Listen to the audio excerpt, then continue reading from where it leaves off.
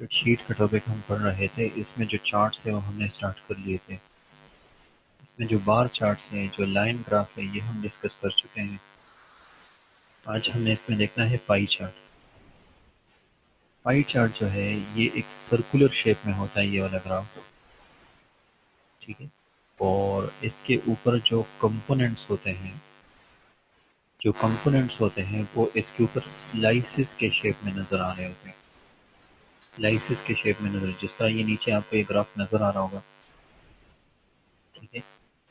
Pie chart जो है वो एक सर्कुलर शेप में होता है और इसके ऊपर जो डेटा होता है, जो कंपोनेंट्स होते हैं, चाहे वो किसी प्रोडक्ट का डेटा हो, सर्टन महीनों का डेटा हो, ठीक है। तो ये जो डेटा है ये इसके ऊपर स्लाइसिस के शेप में नज़र आ रहा होता है। स्लाइसिस के शेप में, टुकड़े के शेप में, ब्रेड के जिस तरह स्लाइसिस होते हैं इस तरह टुकड़े के शेप में नज़र आ रहे होते हैं, ठीक है जी। अच्छा, ये जो चार्ट है, इस चार्ट के ऊपर जो इसके ऊपर न्यूमेरिकल सवाल भी टेस्ट हो गए, ठीक है। तो उसमें दो किस्म के सवाल होते हैं, वो ज़रा मैं आपको यहाँ पर बताना चाहूँगा। हमारे पास जो पाई चार्ट होता है वो इस तरह से सर्कुलर शेप में होता है। अब आपको ये पता है कि किसी भी पॉइंट के इर्द गिर्द जो नंबर ऑफ डिग्रीज होती है वो 360 डिग्रीज होती है। तो कितनी होती है? 360 डिग्रीज, ठीक है। तो ये जो है कौन सी, ये तकरीबन कोई 90 डिग्री बन रही है। ये चीज़ें आप लोगों ने बेसिक मैथ्स में पढ़ी है, ठीक है। इसी तरह से मिसाल के तौर पे ये लेट से कोई एज्यूमिंग कोई 45 डिग्री बन रही है, ठीक है। इस तरह से ये मिसाल के तौर पे लेट से कोई बन रही है 90 से थोड़ी ज़्यादा है, ये 110 हो जाएगी, ठीक है।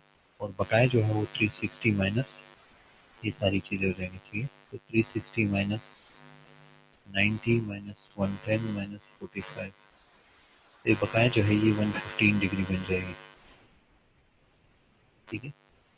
तो किसी भी पॉइंट के इर्द गिर्द जो नंबर ऑफ डिग्रीज होती हैं वो 360 के बराबर होती है। अब इस चार्ट के ऊपर न्यूमेरिकल सवाल जो आपके एग्जाम में आते हैं वो टोटल 3 तरह के होते हैं। 2 के मैं फॉर्मूले लिखवा दूंगा, अगला मैं बेसिक समझा दूंगा। यहाँ पर 2 चीज़ें हैं, एक हमारे पास है डिग्री और एक हमारे पास उसकी वैल्यू है, ठीक है। तो एक किस्म का सवाल ये आता है कि आपको डिग्री गिवन है और आपको वैल्यू फाइंड करनी है। जिस तरह यहाँ पर डिग्रीज गिवन है, ठीक है। तो मिसाल के तौर पर यहाँ पर कंपोनेंट ए है, आपसे पूछा जाता है कंपोनेंट ए जो है उसका मैग्नीट्यूड कितना है। ये 90 डिग्री तो बना रहे, इसका मैग्नीट्यूड, इसका डेटा अमाउंट बताए हमें। दूसरा, आपको वैल्यू गिवन है और आपसे डिग्री पूछी जा रही है, ठीक हो गया। ये 2 किस्म के न्यूमेरिकल सवाल आते हैं। तीसरे किस्म का जो न्यूमेरिकल सवाल है उसमें ये जो सर्कल है इसको परसेंटेज में डिवाइड किया होता है, तो वो हम देख लेते हैं। वो परसेंटेज वाला सिंपल है। अब देखें, अगर आपको वैल्यू गिवन हो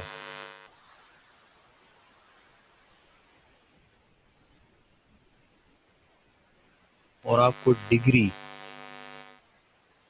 मालूम करनी हो,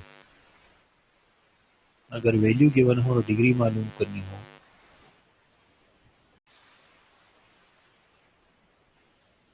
स्कैटर ग्राफ जो है ये सेमी वेरिएबल कॉस्ट को प्लॉट करने के लिए इस्तेमाल होता है। सेमी वेरिएबल कॉस्ट को प्लॉट करने के लिए इस्तेमाल होता है। मिसाल के तौर पे इधर देखें, कंपनी ने 100 यूनिट्स बनाए थे तो उसकी कॉस्ट थी 1000, 120 यूनिट्स बनाए थे उसकी कॉस्ट थी 1300, 130 यूनिट्स बनाए कॉस्ट थी 1100, 150 यूनिट्स बनाए थे कॉस्ट थी। तो यहाँ पर हमारे पास यूनिट्स हैं एक्स एक्सिस के ऊपर और वाई एक्सिस के ऊपर उसकी जो रिस्पेक्टिव कॉस्ट है वो यहाँ पर प्लॉट हुई है। ये सारे पॉइंट्स जो है ये बिखरे पड़े हुए हैं। अगर आप देखें ना तो ये ग्राफ के ऊपर बिखरे पड़े, कोई सीधी लाइन नहीं बन रही। तो क्या किया जाता है, इनके बीच में एक लाइन ड्रा की जाती है, इनके बीच में एक रिप्रेजेंटेटिव लाइन ड्रा की जाती है। क्या किया जाता है, इन पॉइंट्स के बीच में एक रिप्रेजेंटेटिव लाइन ड्रा किया जाता है। ये जो लाइन है इसका अपना नाम है इसको क्या कहा जाता है? इसको कहा जाता है line of best fit. Line of best fit, एक रिप्रेजेंटेटिव लाइन इनके बीच में ड्रा किया जाता है, इसको कहा जाता है लाइन ऑफ बेस्ट फिट। ठीक है, फिर उस लाइन को एक्स एक्सिस के साथ मिलाया जाता है, सॉरी वाई एक्सिस के साथ, तो पता चल जाता है कि फिक्स कॉस्ट कितनी है। ये सेमी वेरिएबल का ग्राफ बन गया। अगर आप देखें ना तो ये सेमी वेरिएबल का ग्राफ बन गया। तो अगर आपके पास कोई ऐसा डेटा हो जहां पर आपको नहीं पता कि इसमें वेरिएबल पोर्शन कितना और फिक्स पोर्शन कितना है, तो आप उसको क्या करते हैं? आप उस डेटा को स्कैटर ग्राफ के ऊपर प्लॉट करते हैं। अगर आपके पास कोई ऐसा डेटा हो जिसमें आपको नहीं पता चल रहा कि वेरिएबल और फिक्स पोर्शन कितना है इसमें, तो आप उस डेटा को ग्राफ के ऊपर प्लॉट करते हैं। कौन से ग्राफ के ऊपर? स्कैटर ग्राफ के ऊपर। ठीक है, तो स्कैटर ग्राफ आपके लिए क्या कर देता है? उसमें से वेरिएबल और फिक्स पोर्शन जो है वो अलहदा कर देता है। तरीका क्या होता है? जब आप सारे पॉइंट्स प्लॉट करते हैं ग्राफ के ऊपर, तो फिर आप उन सारे पॉइंट्स के बीच में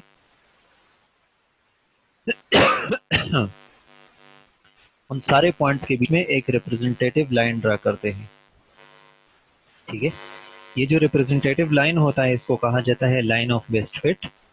इस लाइन ऑफ बेस्ट फिट को फिर आप पीछे की तरफ लेके आते हैं, वाई एक्सिस के साथ मिलाते हैं, तो पता चल जाता है कि फिक्स पोर्शन कितना है।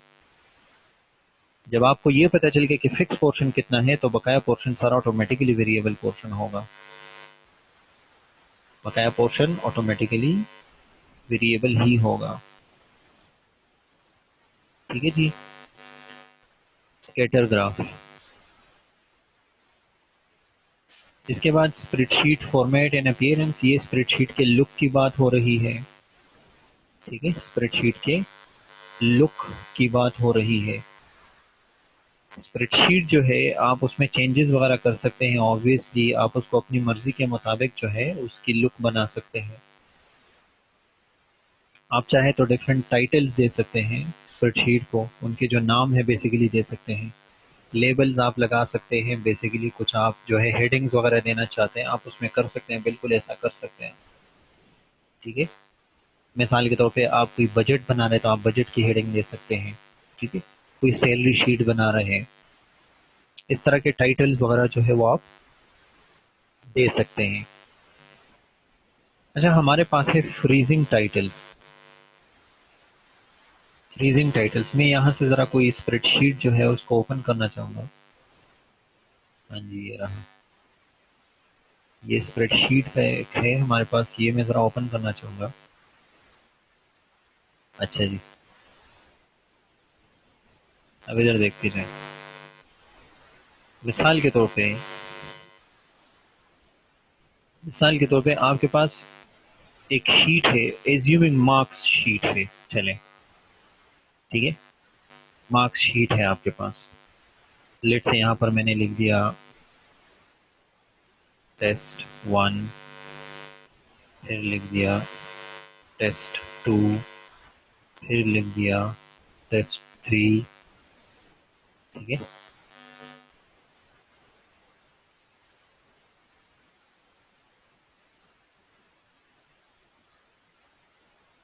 ये मैंने लिख दिया इसके साथ। अब ये आगे काफ़ी सारे टेस्ट वगैरह जो है उसके मैंने ऑटोमेटिकली कॉपी कर दिए, टेस्ट 1 2 3। इसी तरह से यहाँ पर मैंने लिख दिया मिसाल के तौर पे लेट से नेम, तो स्टूडेंट्स के नाम है मिसाल के तौर पे लेट से असलम है, अकरम है, अमजद है, सुहेल है, तनवीर है एंड सो ऑन। ठीक है, ये सारे नाम है स्टूडेंट्स के। इनके जो टेस्ट रिजल्ट्स हैं वो लेट से कुछ इस तरह से है। 23 है, ये है, मैं रैंडम फिगर्स लिख रहा हूँ। ठीक है, रैंडम फिगर्स में लिख रहा हूँ। ठीक हो गया, ये हटा दिए। अच्छा जी, मैं ये शीट काफ़ी बड़ा करूँ ताकि जो मैं समझाना चाहता हूँ वो आपको मैं समझा सकूँ। अब देखें, अगर आप शीट को ऊपर करेंगे तो नीचे कुछ स्टूडेंट्स आपको फिर नज़र नहीं आएंगे। मैं ये इसके बाद कुछ और भी स्टूडेंट्स लिख देता हूँ, मिसाल के तौर पे लेट से और कौन कौन से नाम है, लेट से सबील है। ठीक है, फिर उसके बाद शिनवारी है, फिर उसके बाद लेट से साजिद है एंड सो ऑन। ये मिसाल के तौर पे लेट से ये हो गया, ठीक है, ये इस तरह से। अब अगर आप इस शीट में ऊपर जाएंगे तो आपसे नीचे का जो डेटा है वो स्किप हो जाएगा। स्किप मीन्स कि वो नज़र नहीं आएगा। जब आप नीचे आएंगे तो फिर ऊपर का डेटा नज़र नहीं आएगा, ठीक है, समझ आ रही है बात, ठीक है। तो ये इसमें एक इशू है अभी। इसी तरह से जब आप तीसरे चौथे टेस्ट पे जाएंगे तो स्टूडेंट्स के नाम आपसे गायब हो जाएंगे, ठीक है। तो आपको नहीं, मिसाल के तौर पे यहाँ पर एक स्टूडेंट के मार्क्स है, लेट से ये वाले मार्क्स है, आपको कैसे पता चलेगा ये कौन से स्टूडेंट के मार्क्स है? आपको दोबारा इधर जाके देखना पड़ेगा, यार ये कौन सा स्टूडेंट, अच्छा ये तो दूसरे नंबर पे जो है ये वो स्टूडेंट है, ठीक हो गया। तो ये तो बड़ा मसला हो गया। मसला इस सेंस में कि मैं जब इधर जाता हूँ तीसरे चौथे पांचवें टेस्ट से ऑनवर्ड तो स्टूडेंट्स के नाम गायब हो जाते हैं। जब नीचे आता हूँ तो टेस्ट नंबर्स वगैरह जो है ये पता नहीं चलते ये कौन से टेस्ट के मार्क्स है, ठीक है। तो आप कर सकते हैं कि आप इन टाइटल्स को क्या करें, फ्रीज करें। इन टाइटल्स को क्या करें, फ्रीज करें। फ्रीज करने का तरीका क्या है वो यहाँ पर लिखा है। फ्रीज का फायदा क्या होता है वो अभी आपको थोड़ी देर में नजर आ जाएगा, ठीक है। लेकिन फ्रीज करने का तरीका क्या है वो ये है। अगर आप रो को फ्रीज करना चाहते हैं तो आपको क्या करना पड़ेगा, select the column to the right of the heading. Select the column to the right of the heading. हाँ जी, मिसाल के तौर पे मैं चाहता हूं कि ये जो नाम है ना, ये असलम, अकरम, अमजद, ये चीजें जो है ये फ्रीज हो जाए, ठीक है। तो आपको इससे राइट साइड का जो कॉलम है उसको क्लिक करना पड़ेगा, ठीक है। अब आपको क्या करना पड़ेगा, अब आपको ये रहा इधर पे, ओ हुई, इधर गए यार, हाँ,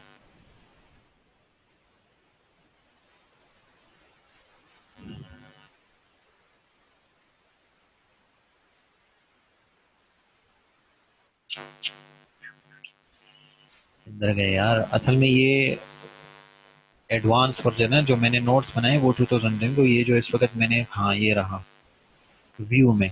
आप इधर देखें, आप क्या करोगे, सेलेक्ट व्यू में आप जाके विंडोज वाले एरिया में फ्रीज पेन के अंदर फ्रीज पेन को सेलेक्ट करोगे, ठीक है। तो ये रहा, मैं व्यू में जा रहा हूँ, ठीक है।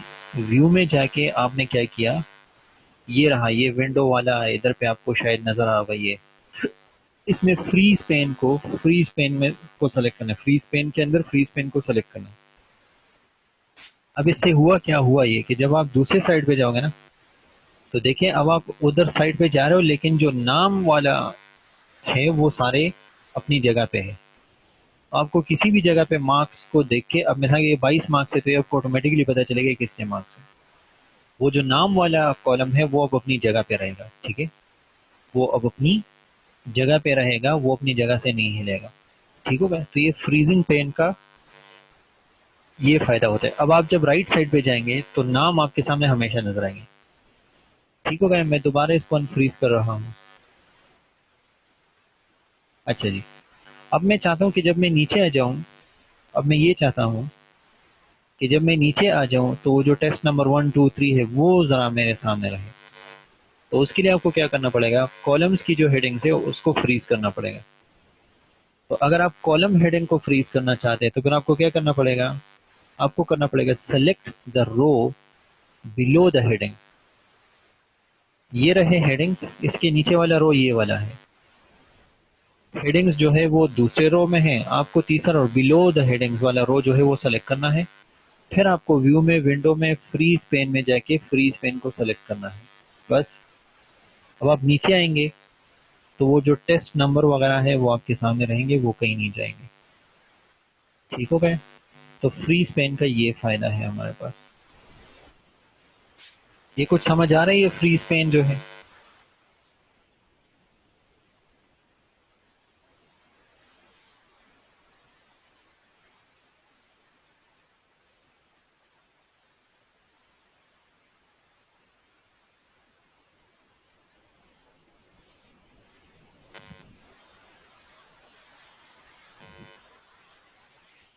अच्छा जी।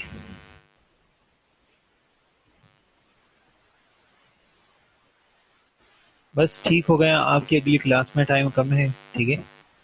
तो बाकी इंशाल्लाह अगले उसमें फिर कर लेंगे, ठीक हो गया।